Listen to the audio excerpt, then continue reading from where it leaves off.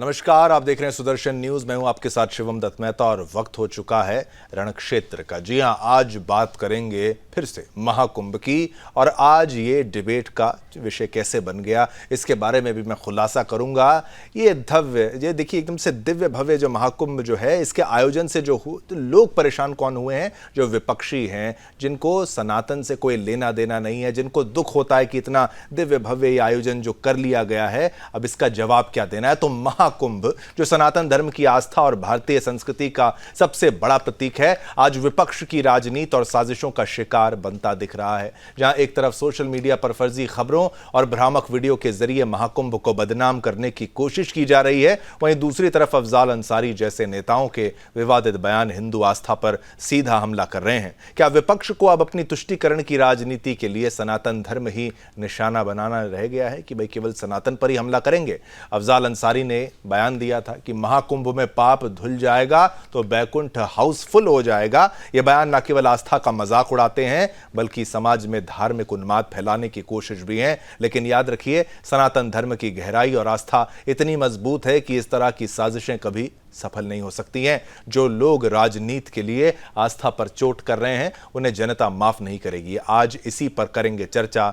हमारे साथ तमाम मेहमान एक्सपर्ट्स भी जुड़ेंगे, हम उनसे प्रश्न भी पूछेंगे। लेकिन सबसे पहले हमारी ये स्पेशल रिपोर्ट देखिए और मामले की गंभीरता को समझिए।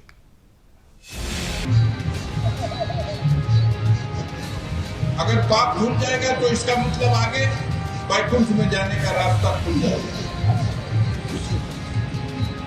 तो जो आलम दिखाई दे रहा है उससे तो लग रहा है कि नर्क में तो कोई बचे ही नहीं और उधर हाउसफुल हो जाएगा। अफजाल अंसारी का ये बयान सिर्फ चाहे शीर्ष नेतृत्व हो, चाहे छोटे लोग हों, चाहे सामान्य कार्यकर्ता हो, सबके सबने सनातन पे टिप्पणी करने का, सनातन पे कुठाराघात करने का बीड़ा उठा लिया है। माननीय अखिलेश जी का भी वही भाव भाषा है, जिसका परिणाम स्वरूप है कि एक गांजा बेचने वाला, एक असलाह का तस्करी करने वाला, गलती से सांसद हो गया वो व्यक्ति सनातन पे, कुंभ पे टिप्पणी कर रहा है। कुंभ पे टिप्पणी कर रहा है कि अब स्वर्ग में जगह ही नहीं बचेगा, सबके पाप धुलकर और जा रहे। कितनी दुर्भाग्य की बात है कि इस प्रकार से टिप्पणी करना। सनातन के प्रति जो असहिष्णुता का ये ब्रिगेड है, जो सनातन के प्रति जो है वो साजिशी संक्रमण का ये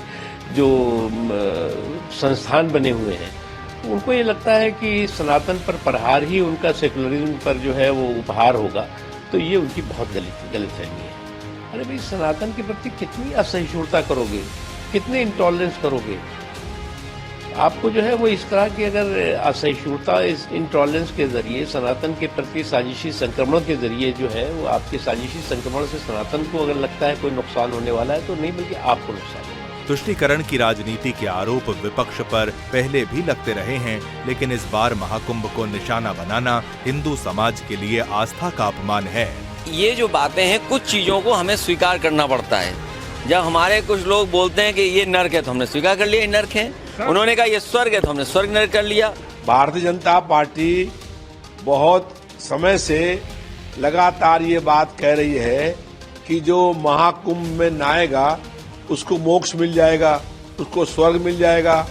और अगर यही बात अफजाल अंसारी जी ने कह दी तो उनके ऊपर मुकदमा क्यों लिख लिया गया? जो भाजपा की सरकार है, ये विपक्षी नेताओं पर फर्जी मुकदमे लगा करके जनता की आवाज दबाना चाहती है। दुनिया में बहुत सारे गम हैं, एक शब्द बोल दिया तो कोई इससे क्या, लोगों के जीवन, किसान की क्या समस्या है, क्या महंगाई है, क्या बेरोजगारी। चलिए, मुद्दे को आपने समझ लिया और इस तरीके की बयानबाजी महाकुंभ को अगर लेकर दी जाती है तो निंदनीय तो है ये। इससे निचले स्तर पर, इससे नीचे भी क्या कोई गिर सकता है, ये इस बात पर एक बहुत बड़ा प्रश्न चिन्ह खड़ा करता है। हमारे साथ तमाम मेहमान जो हैं वो आएंगे अपनी अपनी बातों को रखने के लिए। मुस्लिम स्कॉलर भी होंगे, हिंदू धर्मगुरु भी होंगे, सपा से नेता भी होंगे, मतलब सपा का भी यहाँ पर रखने के लिए कोई रहेगा अपना पक्ष। और विदु रावल जी हमारे साथ बीजेपी के प्रवक्ता, कांग्रेस के भी हमारे साथ होंगे कुछ ही पलों में आपके टेलीविजन स्क्रीन पर, क्योंकि सवाल कई सारे बनते हैं और साजिशों से लेकर बयानबाजियों तक विरोध तो जारी है। इतना बड़े लेवल पर अगर कुछ ऑर्गेनाइज किया जाता है, जिसे महाकुंभ आप कह रहे हैं कि भाई वहाँ पर इतनी बड़ी संख्या में लोग जब पहुँचे, इतने बड़े लेवल पर जब उसका मैनेजमेंट किया गया, तो ऐसे बयान जो हैं लोगों को बुरे लगते हैं। लोगों की आस्था के ऊपर एक तरीके से प्रतिघात है, हमला है लोगों की आस्था पर। और लोग सोचते हैं कि भाई जब इतने लोग वहाँ पर पहुँच रहे हैं, वो जा रहे हैं, तो इन नेताओं के द्वारा ऐसे गंदे बयान, ऐसे घटिया बयान क्यों दिए जा रहे हैं? इससे नीचे भी गिरा जा सकता है क्या? इस तरीके के बयानों की आवश्यकता क्या है? यही आज सवाल हम पूछेंगे। मैं स्वागत करना चाहूँगा हमारे साथ तमाम मेहमान जो जुड़े हैं। मेहताब उस्मानी हमारे साथ जुड़े हैं, मुस्लिम स्कॉलर हैं, आपका धन्यवाद, आपने समय निकाला। साथ ही साथ महादेव जी महाराज, हिंदू धर्मगुरु, आपका धन्यवाद, आपने समय निकाला। राकेश प्रजापति जी हैं, नेता समाजवादी पार्टी के, आपका धन्यवाद, आपने समय निकाला। साथ ही साथ विधु रावल जी, प्रवक्ता बीजेपी के, आपका धन्यवाद, आपने समय निकाला। और साथ ही साथ अमित तिवारी जी भी हैं, प्रवक्ता कांग्रेस के, आपका भी बहुत बहुत धन्यवाद, आपने यहां समय निकाला। चलिए सबसे पहले एक रिएक्शन यहां पर ले लेते हैं। चलिए समाजवादी, मैं चाहूंगा सभी आपके जो ऑडियोज हैं वो अनम्यूट रहें ताकि कोई बाधा ना आए डिबेट के बीच में, किसी की बात कटे ना। विधु रावल जी, सबसे पहले मैं आपसे पूछना चाहूंगा, ये स्टेटमेंट जो आया है, समाजवादी पार्टी के प्रवक्ता भी हमारे साथ इस वक्त ऑनलाइन हैं, वो जवाब तो देंगे, लेकिन क्यों इस तरीके के स्टेटमेंट्स दिए जा रहे हैं? इसके पीछे का तर्क क्या है? महज हर बात को क्या हल्के में लिया जा सकता है? शिवम जी, आपको नमस्कार और आपके माध्यम देख रहे सभी साथी पैनलिस्ट है, उनको भी नमस्ते। मैं उम्मीद कर रहा हूँ मेरी ठीक ठाक आ रही है, आवाज आ रही? ठीक है जी। देखिए, एक जहर भरा हुआ है, एक जहर लगातार जो है बार बार फूट फूट कर निकलता है। और वो जहर है कि इतना बड़ा हिंदू आयोजन हो रहा है, इतना बड़ा सनातनियों ने मिलकर इतना शानदार आयोजन हो रहा है, तो ये क्यों हो रहा है? वो जहर जो है बार बार फूट फूट कर निकलता है। सनातन विरोध में जो अंधे हो चुके लोग हैं, उनका अलग प्रकार से ये प्रस्फुटीकरण होता है। और इसी कारण से जब कुंभ का आयोजन शुरू भी नहीं हुआ था, उससे पहले से निरंतर जो है उसको हर प्रकार से डिस्क्रेडिट करने का प्रयास, हर प्रकार से उसको ये एक हास्य और विनोद का विषय बनाना, उसका उपहास उड़ाना, प्रयास किया जाना कि उसको किसी तरह बिलिटल किया जाए। और उसी के तहत जो है ये एक के बाद एक चीजें हमने देखी है।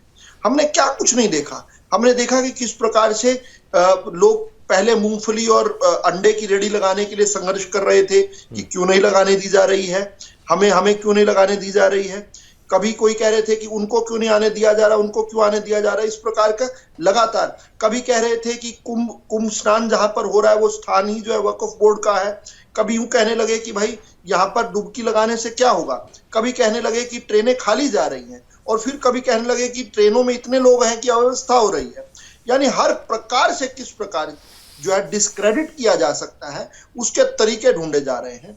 और मुझे लगता है ये जो मवाद है, ये मवाद जो बाहर निकल रहा है, ये भारत की जनता देख रही है कि किस प्रकार से सनातन विरोधी जो है वो उनसे रहा नहीं जा रहा है। देखिए, हो सकता था कि उनको इस प्रकार का अगर कष्ट पीड़ा हो रही थी तो थोड़े दिन जो है शांत रह सकते थे, एंटासिन की गोली खाकर आराम से जो है अपने जो अंदर की कौतूहल है उसको शांत कर सकते थे, लेकिन ऐसा नहीं कर रहे। वो मवाद लगातार बाहर निकल रहा है। और कभी अफवाह फैलाना कि इतने लोग मारे गए, इतने लोग गए, इधर उधर की तस्वीरें जो है प्रस्तुत करना। मैं सीधा से एक बात कहना चाहता हूं शिवम जी, और ये बात कहकर बात अंत करना चाहता हूं कि ये जो श्रद्धालु होता है वो कभी भी धार्मिक आयोजन में कमियां नहीं निकालता। ये जो सैर सपाटा करने लोग आए होते हैं, यही केवल कमी निकाल सकते हैं। और इनकी मानसिकता यही है, ये श्रद्धालु बनकर नहीं जा रहे वहां पर, ये तो मीन और मेक निकालने के लिए ढूंढते हुए जा रहे हैं कि कहां कोई छोटी सी कमी मिले और उस कमी को ये कैसे मैग्नीफाई कर पाए। श्रद्धालु जो है कितनी बुरी व्यवस्था हो, उसमें भी कभी जो है ये नहीं कहता कि ये कमी रह गई है, लेकिन क्योंकि मानसिकता गंदी है, गंद भरा हुआ है अंदर, तो वो गंद की जो बाहर निकलती है तो हमारे सामने जो है हम उसकी विष्ठा देखते हैं। बिल्कुल बिल्कुल। चलिए बाकी मेहमानों पर भी मैं चलता हूं। यहाँ पर जो विधु रावल जी ने कहा, राकेश प्रजापति जी आप भी अगर मेरी बात को सुन रहे हैं तो आपने विपक्ष का, यानी आपके विपक्ष का जो यहाँ पर जो है उनका आर्ग्यूमेंट सुना, अब आपका क्या जवाब है इस पूरे मुद्दे पर? मैं चाहूंगा आप कहीं रुक के आराम से बात करें। देखिए, एक तो आज आवाज थोड़ी सी क्लियर नहीं आ रही है आपकी तरफ से। हाँ ठीक है, चलिए आपका नेटवर्क थोड़ा इशू है, आपके नेटवर्क का इशू जो हो रहा है उसको हम सॉल्व कर लेंगे, लेकिन मैं चाहता हूं आप थोड़ा सा एक स्टेबल जगह पर आप पहुंच जाइए, फिर इसका रिस्पांस जो है हम ले लेंगे। राकेश जी ठीक है, तब तक अमित तिवारी, मैं आप पर आना चाहूंगा। इस तरीके के स्टेटमेंट्स को किस आधार पर लेते हैं, कैसे देखते हैं, क्या मानते हैं? क्या ये वैकुंठ में हाउसफुल हो जाएगा, नरक में जगह ही नहीं, कोई जाएगा नहीं, और वो बोल कौन रहा है जो कि कुछ सनातनी नहीं है, और उसकी तरफ से वो है तो एक नेता ना, कुछ तो रिस्पॉन्सिबिलिटी बनती है। देखिए शिवम भाई, किसी भी धार्मिक प्रायोजन के विषय में इस प्रकार से टीका टिप्पणी करना बेहद गलत है। ये निजी तौर पे वो खुद बता सकते हैं कि उन्होंने किस लिए कहा, क्यों कहा, उनको क्यों मजबूरी पड़ी, वो जाने।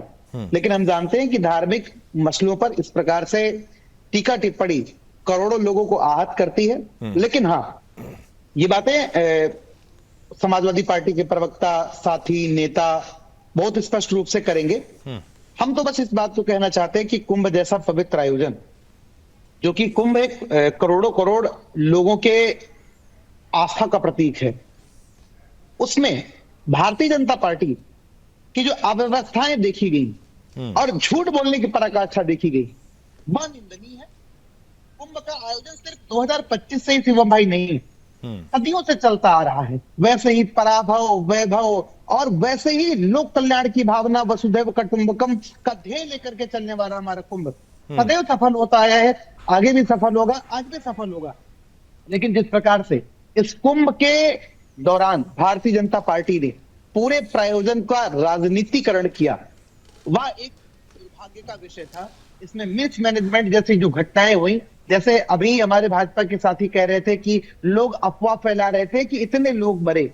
अरे भाई, अफवाह नहीं फैला रहे थे। प्रदेश का मुख्यमंत्री शाम 5 बजे तक एक्सेप्ट करने के लिए तैयार नहीं था कि कुछ हुआ है। उत्तर प्रदेश के DGP law and order Prashant Kumar ji ने कहा कि हमसे चूक हुई है, लेकिन उत्तर प्रदेश के मुख्यमंत्री इस भरे आयोजन में शादियां अटेंड करते हैं, अपने घर परिवार वालों के पास जाते हैं, वहां खुशी मनाते जा करके। लेकिन जो लोग दर दर भटक रहे हैं, अस्पताल बस अस्पताल, उनकी कोई लिस्ट नहीं आ रही है। तो ये दुर्भाग्य है। बाकी धार्मिक मसले हैं, लोगों की अपनी आस्थाएं हैं, विश्वास है, वो पहले भी जाते थे, अभी भी जाते हैं और आगे भी जाते रहेंगे। चलिए, ये धार्मिक विषय है। तो हमारे साथ कांग्रेस के प्रवक्ता जो थे, उन्होंने अपनी बात को यहाँ पर रखा, अमित तिवारी जी ने। हम चलते हैं बाकी मेहमानों के पास। एक रिएक्शन, बिल्कुल राकेश प्रजापति जी, आपका रिएक्शन इस पर क्या है? भाई, अफजाल अंसारी की तरफ से ऐसा स्टेटमेंट आ गया, कैसी को इसको हंसी मजाक में टाल दिया जाए, या फिर इस पर कोई एक्शन, कोई प्रतिक्रिया, कुछ आपका ऑफिशियल कुछ है? देखिए, किसी व्यक्ति का व्यक्तिगत बयान हो सकता है, लेकिन कई तरीके की अपनी धर्म एक आस्था का विषय है। हर व्यक्ति अपने अनुसार धर्म की परिभाषा रखता है, और धर्म को मानना ना मानना, क्योंकि इस देश में कबीर जी भी थे। जब मुगल शासन चल रहा था, तब वो कहते थे, काकर पाथर जोड़ के जा मस्जिद लई बनाए, ताचड़ मुल्ला बांग दे का भैरो बहु खुदाए। यही नहीं रुके वो, उसके बाद उन्होंने हिंदू धर्म के लिए भी लिखा, पाथर पूजे हर मिले तो मैं पूजू पहाड़, जासे अच्छी चाकरी पीस खाए संसार। तो उस समय भक्ति काल का समय चल रहा था पूरे देश के अंदर, और भक्ति काल में पृथ्वीराज रासो, चंद्रवरदाई, कबीर, तुलसीदास, मीराबाई, न जाने कितने भक्ति काल के कवि थे। और उस समय कबीर जी ये लिख रहे थे, कबीर जी, संत रविदास जी की कल जयंती निकली है, रविदास जी ऐसा लिख रहे थे। तो इस तरीके की बातों को केवल उनका व्यक्तिगत बात रखी जाए तो बेहतर है। राकेश जी, अगर किसी इस तरीके का कोई बयान उनकी तरफ से आया है, बिल्कुल तो बिल्कुल राकेश जी, ना तुलसीदास जी ने, ना मीराबाई ने, ना कबीर जी ने, किसी ने ये तो नहीं कहा होगा ना कि भाई हाउसफुल हो जाएगा, है नरक में तो कोई जगह ही नहीं होगी, सब वैकुंठ नहीं, में चले देखिए, जाएंगे शिवम, और वो भी शिवम, हंस देते। शिवम जी, कहीं कहीं आपने पढ़ा हो तो बताइए। ये आपने बड़ा शिवम अच्छा, जी, आप साहित्य में रुचि रखते हैं, ये बात अच्छी लगी, लेकिन आप इसका शिवम जी, तर्क शिवम देखिए जी, ना। शिवम ना जी, तो एक बात मैं भी कहना चाहूंगा। अफजाल अंसारी कोई कबीर जी तो है नहीं, ना तुलसीदास जी हैं, ना तो मीराबाई कबीर भी हैं, यहीं से बनते हैं ना। हाँ। कबीर भी यहीं से बनते हैं, हाँ। तुलसी भी यहीं से बनते हैं, और ना वो कोई सनातनी बाहर है। से तो आए नहीं। देखिए कोई अफजाल अंसारी को, थोड़ी आए। अफजाल अंसारी को ठीक है ना, अपने ये अपने मजहब पर अगर- कोई ऐसी टिप्पणी करनी चाहिए थी, वो तो करी नहीं। उनको बड़ा देखिए- शौक था कि सनातन देखिए, पे कर देता हूं शिवम जी। बोलिए, शिवम बोलिए। जी, हाँ, हर शिवम जी अरस्तु, रूसो, प्लेटो, बहुत सारे हमारे जो है दार्शनिक हुए हैं, और हर व्यक्ति के अंदर एक दार्शनिक छुपा हुआ है। ऐसा कोई व्यक्ति नहीं है जिसका अपना दर्शन नहीं है। आप भी हैं, आपका भी अपना थोड़ा बहुत दर्शन होगा। मैं हूं तो मेरा भी थोड़ा बहुत दर्शन होगा। तो एज ए उनको जो है दार्शनिक ना कह करके उनका व्यक्तिगत विचार उसे कह सकते नहीं, हैं। बस इसमें कौन सी फिलोसफी देखिए, परेशानी आप की बात है? फिलोसफी की बात कर रहे हैं। फिलोसफर्स नेता तो नहीं है ना, ये कोई नेता है, कोई फिलोसफर थोड़ी ना है वो।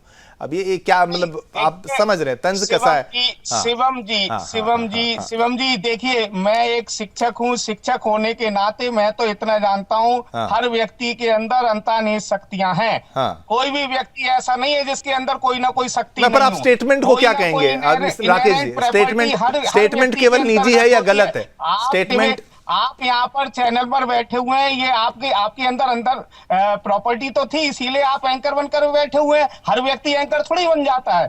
हर कोई व्यक्ति अरे हर कोई व्यक्ति आपकी तरह एक प्रवक्ता भी नहीं बन सकता। आप बात बहुत घुमा रहे हैं। आप मुद्दे का जवाब नहीं दे रहे, आप मुस्कुरा रहे हैं। देखिए, नहीं राकेश जी, बयान का खंडन करते हैं क्या? बयान का खंडन करते हैं, बयान गलत था। राकेश जी चलिए ना, ये ज्यादा हास्य ना, मजाक ना बन जाए। आप बयान का खंडन करते हैं कि नहीं? निजी है या आप खंडन भी करना चाहिए? राकेश जी, बयान का सुनाई नहीं दिया। हाँ, मैं कह रहा हूं बयान जो उन्होंने दिया गलत दिया ना, बस ये। नहीं, देखिए, ये उनका व्यक्तिगत बयान है। अब क्या देखिए, आप देखिए पे आगे, नहीं देखिए क्या गलत है, गलत बोलिए राकेश जी। आप हिम्मत दिखाइए, आप शिक्षक हैं, आपसे तो लोग सीखेंगे। आपने प्लेटो और रूसो कहां की बातें आपने की हैं, आप तुलसीदास जी पर आ गए, कबीर जी पर आ गए। आप बोलिए गलत है। मैं शिवम जी एक बात कहना चाहूंगा, विवादित हो सकती है मेरी बात को भी, ठीक है ना?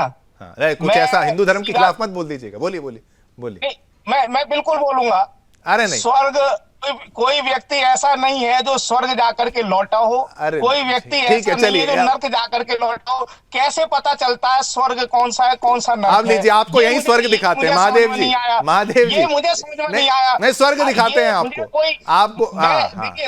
शिवम जी, मेरी बात पूरी हो दोजख, जन्नत, ये सब सुना होगा आपने। नहीं, देखिए मेहता जी, हाँ, अब ये तो कहीं और चले गए। कह रहे थे स्वर्ग जाकर कौन लौटा है, तो मैं राकेश जी की बात से सहमत हूँ। बात सही कह रहे हैं, और क्योंकि स्वर्ग की तो वही पता बताएगा जो देखा होगा, और नरक की चिंता करने वाले स्वर्ग की बात नहीं बताएंगे। एक बात है, अभी एक जो बयान आया कि सब महाकुंभ नहा रहे हैं, सब स्वर्ग चले जाएंगे, स्वर्ग में हाउसफुल हो जाएगा, और नरक का क्या होगा? तो प्रश्न ये है कि भाई सब लोग स्वर्ग चले जाएंगे तो चले जाने दीजिए। अगर किसी को नरक की चिंता है तो बस इसका मतलब मुझे लगता है कि उसको इस बात की चिंता है कि भाई सब लोग स्वर्ग चले जाएंगे तो नरक में हम लोग खाली बचेंगे। अब देखिए, ये चिंता भाई नरक में हमारे साथ कौन खेलेगा कूदेगा?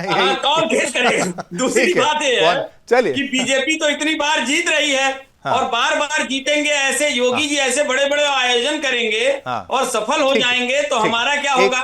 सब बच्चे महाराज जी, आप पास हो जाएंगे तो फेल कौन होगा? ठीक। तो ये जो बातें इस तरह से है कि सब लोग स्वर्ग चले जाएंगे तो नरक कौन जाएगा? आप पर ही वापस आता हूं। पर ये चिंता हमारे लिए कोई आप पर वापस आता हूं महाराज जी। देव जी महाराज जो है अपनी बात को आगे बढ़ाते हुए, महाराज जी आप अपनी स्टेटमेंट को कंप्लीट करिए, फिर मेहताब उस्मानी आप पर आएंगे। बात दरअसल है कि ये जो चिंता है हमें, या मतलब अफजाल अंसारी को ये चिंता है कि नरक खाली रह जाएगा, तो ये चिंता क्यों है? अगर कोई विद्यार्थी ये चिंता करे कि सभी पास हो जाएंगे तो फिर फेल कौन होगा? या बीजेपी हर स्टेट जीत जाएगी तो फेल कौन होगा? मतलब सरकार किसकी नहीं बनेगी? तो ये चिंता इस प्रकार से दिख रही है, ये उनको अपनी विफलता की चिंता नजर आ रही है। लोगों की सफलता से वही जलते हैं जिनको अपने विफलता की चिंता होती है। और इसलिए आप ये इससे जलन मत करिए। योगी जी, मोदी जी जिस त्याग तपस्या से कार्य कर रहे हैं, आप भी यदि उस त्याग तपस्या से कार्य करेंगे तो आपको भी जनता चाहेगी। लेकिन आप किसी की उन्नति से अगर जलने लगेंगे तो इससे आपकी छवि सुधरेगी नहीं, वरना और बिगड़ेगी। और मैं पीछे काफी दिनों से देखता आया हूं कि उधर उदयनिधि स्टालिन ने सनातन धर्म पे, राहुल गांधी ने, अभी प्रियंका जी ने, उधर खड़गे जी ने कितना गलत गलत बयान दिया है। तो इस प्रकार से बहुत सारे गलत बयानों से वास्तव में सनातन धर्म का उत्थान होता है, क्योंकि सनातन धर्म की जड़ें इतनी गहरी हैं कि अगर कोई लाख प्रयास कर ले तो भी कुछ नहीं हो सकता, क्योंकि उसकी जड़ें बड़ी गहरी हैं। दूसरी बात, प्रजापति जी के एक प्रश्न का उत्तर मैं दे दूं। उन्होंने कहा स्वर्ग किसने देखा, नर्क किसने देखा। भगवान ने कहा है ना तुमाम शक से द्रष्टुम अननय सुचक्षुषा दिव्यम ददामि ते चक्षु उपस्मे योग मैश्रम। तुम इन बाहरी नेत्रों के द्वारा मुझे नहीं देख सकते, मुझे देखने के लिए दिव्य दृष्टि चाहिए, और दिव्य दृष्टि के लिए किसी पूर्ण गुरु के पास जाना पड़ेगा। स्वामी विवेकानंद जी रामकृष्ण परमहंस जी के पास गए, हनुमान जी राम जी के पास गए, मीरा रविदास के पास, रविदास जी के पास गई। इसी प्रकार से समस्त संत के गुरुओं के पास शिष्य गए और प्राप्त किए। प्रजापति जी को जाना चाहिए। और गीता में एक श्लोक और है, ते तम भुक्त्वा स्वर्ग लोकम विशालम क्षीणे पुण्य मर्त लोकम विसंति। जो बहुत अच्छे पुण्य करते हैं उनको स्वर्ग की प्राप्ति होती है, और जब पुण्य खत्म हो जाता है तो फिर से मृत्यु लोक में आके भोगना पड़ता है। तो ये चिंता अगर अफजाल जी को है या राकेश जी को है तो उनको होनी चाहिए। और चिंता का एक समाधान है कि आइए और कुंभ नहाइए और भगवान का भजन कीजिए, पूजन कीजिए, यही मुक्ति का साधन है, रास्ता है। चिंता करने से कुछ नहीं होगा। और हमें क्या चिंता कि कौन नरक जाएगा और नरकों में क्या होगा। हमें तो परमात्मा से मतलब है, भगवान का भजन से मतलब है। हमें तो प्रभु चाहिए और प्रभु के मार्ग पे हम बढ़ते जाएंगे। चिंता करने वाले करते रहे, हमेशा करते रहे। इनके चिंता करने से कभी सनातन धर्म का बाल बाका नहीं होता। ठीक है, चलिए मेहताब आप पर मैं आता हूं। इस तरीके के स्टेटमेंट कभी इस तरीके के स्टेटमेंट, कभी स्वर्ग नर्क की बातें वो करते हैं। एक अच्छी जगह पर गए थे लेकिन बातें उन्होंने उल्टी कर दी, और साथ ही साथ कभी गांजे को लेकर स्टेटमेंट दे देते हैं। क्या आपको लगता है जो इस तरीके के स्टेटमेंट देने वाला व्यक्ति अपने सुध-बुध में है? अफजल अंसारी की अगर बात की जाए, क्या कुछ उनको पता था या फिर वो एक अलग ट्रैक पर चले गए, उन्हें पता नहीं मैं क्या बोल रहा हूँ? देखिए सर, उनका मेरे हिसाब से तो स्टेटमेंट देना गलत था। हमारा कोई मतलब ही नहीं बनता।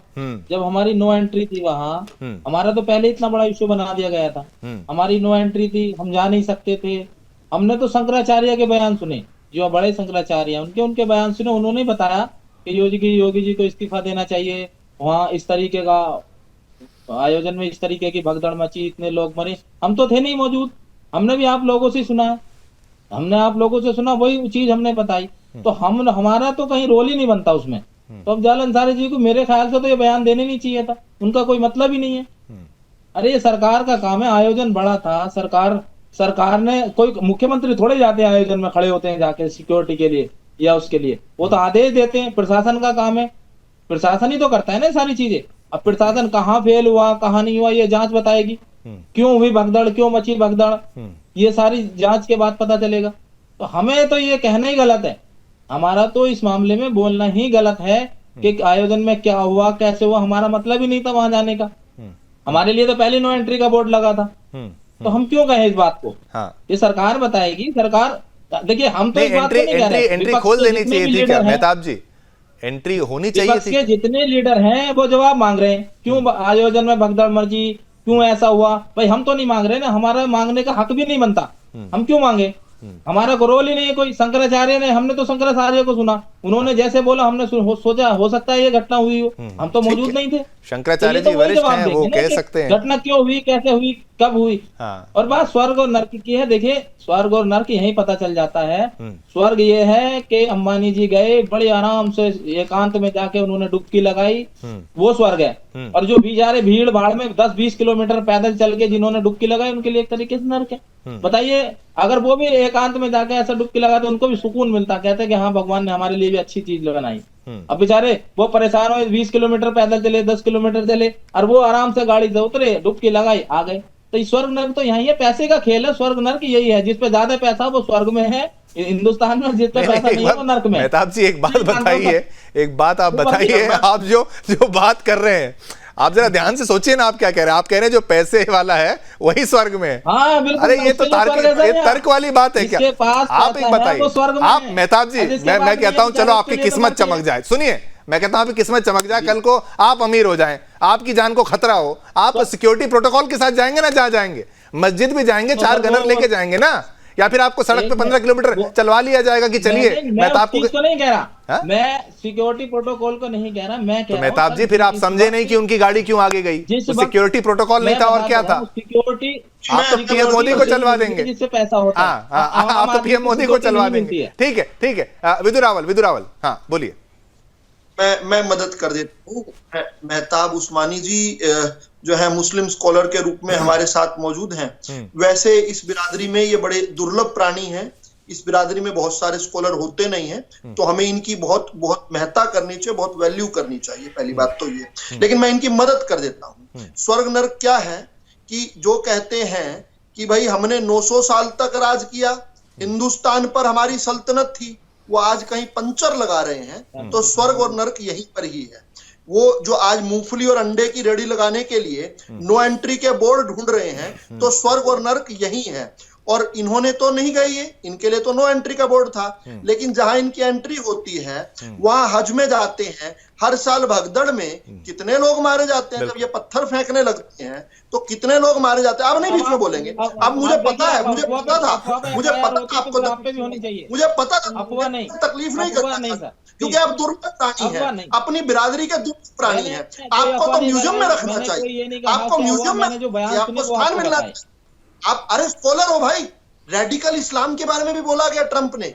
आपने ट्रंप की अडानी वाली अंबानी वाली तो सुनी, उन्होंने रेडिकल इस्लाम के बारे में भी कुछ कहा। खैर कोई बात नहीं, मैं आपका जवाब दे दिया। आपने नहीं सुना था, आपने केवल शंकराचार्य जी के पूजने शंकराचार्य जी के मुंह से सुना ना। मैं आपको बताता हूँ, रोज खबरें आती हैं, अखबार पढ़ा कीजिए। जितनी बार हज करने जाते हैं हर बार भगदड़ होती है, और कितने लोग मरते हैं उसके बारे में उसकी कल्पना ही जो है दूर की बात है, छोड़ दीजिए इस बात को। दूसरा सर, ये गलत बात है आपकी, आप झूठ ना फैलाएं। मैं आपको प्रूफ दे सकता हूँ, कहें तो मैं आपको प्रूफ दे सकता हूँ।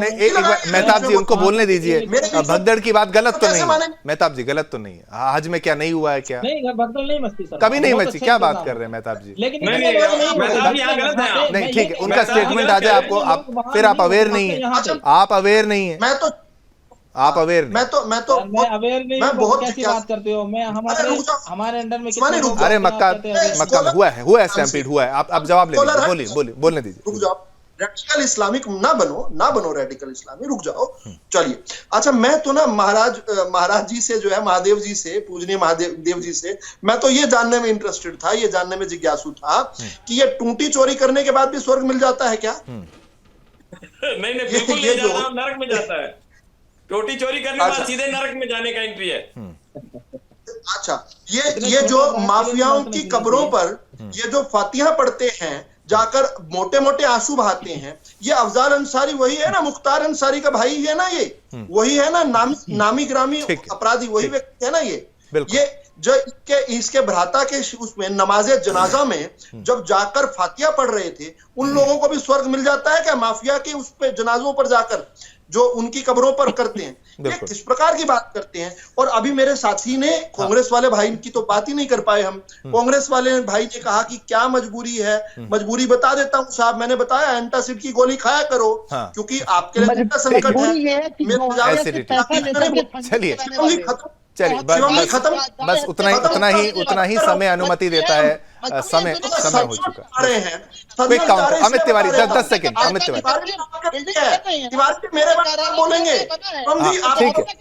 चलिए ठीक है, आज्ञा दीजिए मंथा और बात करने का। लेकिन ये जो हज की बात थी उसमें भी स्टैम्पीड नहीं कहे तो कुछ वहां पर भी लोग जो है काफी मारे गए, गर्मी के चलते कई न्यूज आर्टिकल्स हैं, वहां पर भी काफी लोग जो है मारे गए। लेकिन वो विषय नहीं है, बात आज चर्चा महाकुंभ की कर रहे थे। दर्शकों आज्ञा दीजिए, इस बुलेटिन में समय इतना ही आज्ञा देता है, लेकिन फिर नए बुलेटिन में आएंगे, नई खबरें लाएंगे और फटाफट अंदाज में खबरें भी हैं। तब तक के लिए जय हिंद।